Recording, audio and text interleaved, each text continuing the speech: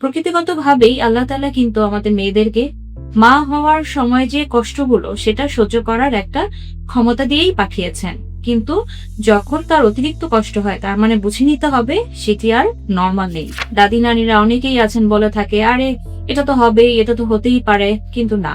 আসসালামু আলাইকুম, আমি ডাক্তার ইয়াসমিন আরা পারভিন, হৃদরোগ বিশেষজ্ঞ হিসেবে কর্মরত আছি টানা মেডিকেল কলেজ হসপিটালে এবং নিয়মিত চেম্বার করছি সেবা ক্লিনিক অ্যান্ড হসপিটাল। আজ আমি আপনাদের সাথে কথা বলতে চাই এমন একটা অসুখ নিয়ে, যেটা নিয়ে আসলে আরেকটু আলোচনা হওয়া দরকার, কিন্তু কেন যেন আলোচনাটা অনেক কম হয়ে যায়। রোগটির নাম হচ্ছে পেরিপার্টাম কার্ডিওমায়োপ্যাথি। জিনিসটি কি? একজন গর্ভবতী মা তার গর্ভাবস্থার শেষের অবস্থায় অথবা বাচ্চা ডেলিভারির পরে হঠাৎ করে তীব্র শ্বাসকষ্টের বুকে শরীরে অনেক বেশি পানি চলে আসে, দুর্বলতা বোধ করেন এবং যখন পরীক্ষা নিরীক্ষা করা হয় তখন দেখা যায় তার হার্টের কার্যক্ষমতা অনেকাংশে কমে গেছে। সাধারণত আমাদের একজন সুস্থ মানুষের হার্টের কার্যক্ষমতা থাকতে হয় 55 ভাগের উপরে, কিন্তু সেটি আফটার ডেলিভারি দেখা যাচ্ছে একজন মায়ের ক্ষেত্রে 50 নিচে অথবা 40-30 যে কোনো অবস্থায় এটা নেমে আসতে পারে। সাধারণত কি হয় এক্ষেত্রে? রোগীর অনেক বেশি শ্বাসকষ্ট, সারা শরীরে পানি চলে আসা, বুক ধড়ফড় করা এবং এর থেকে যেটা আরো বেশি জটিলতা তৈরি করে সেটা হচ্ছে প্রেসার কমে যেয়ে কার্ডিওজেনিক শক অথবা ব্রেন ইনজুরি, এই ধরনের জটিলতাগুলো তৈরি হতে পারে যা তার জীবনের ঝুঁকি হয়ে দাঁড়ায়।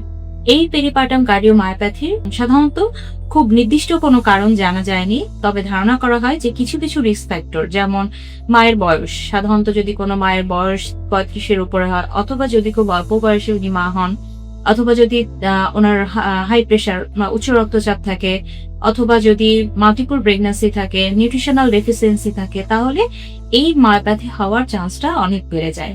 এই মায়োপ্যাথিটা কিন্তু আমরা খুব সহজেই একটা সিম্পল ইকোকার্ডিওগ্রাফি পরীক্ষার মাধ্যমেই আমরা নির্ণয় করতে পারি। সমস্যা যেটা হয় যে প্রেগন্যান্সিতে কিন্তু সাধারণভাবে যে কিছু শ্বাসকষ্ট, কিছু পায়ে পানি আসা নর্মালি থাকতে পারে, কিন্তু এই বিষয়টা কখন নর্মাল এবং কখন অ্যাবনর্মাল এই বিষয়টাকে আমাদের আলাদা করতে হবে। আমাদের দাদি নানিরা অনেকেই আছেন বলে থাকে, আরে এটা তো হবেই, এটা তো হতেই পারে, কিন্তু না।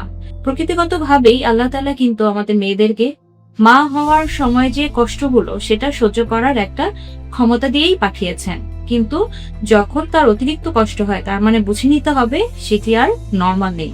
এটির পিছনে অন্য কোনো কারণ আছে কিনা সেটা আমাদের ডক্টরের কাছে পরীক্ষা করে চেক আপ করে জানা উচিত।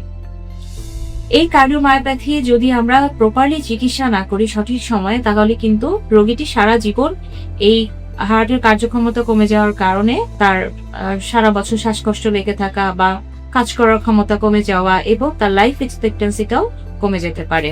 এবং সবচেয়ে ভয়ের কথা, যদি কোনো মা প্রথম অবস্থায় এটি ধরতে না পারেন এবং পরবর্তীতে আবার গর্ভধারণ করেন, তাহলে কিন্তু সেটি মা এবং বাচ্চার জন্য জীবনের ঝুঁকি হয়ে দাঁড়ায়।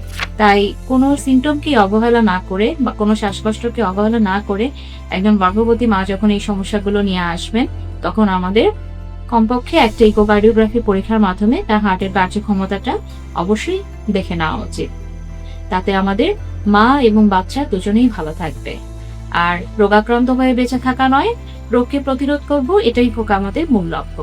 সবাই সুস্থ থাকবেন, সুন্দর থাকবেন। ধন্যবাদ।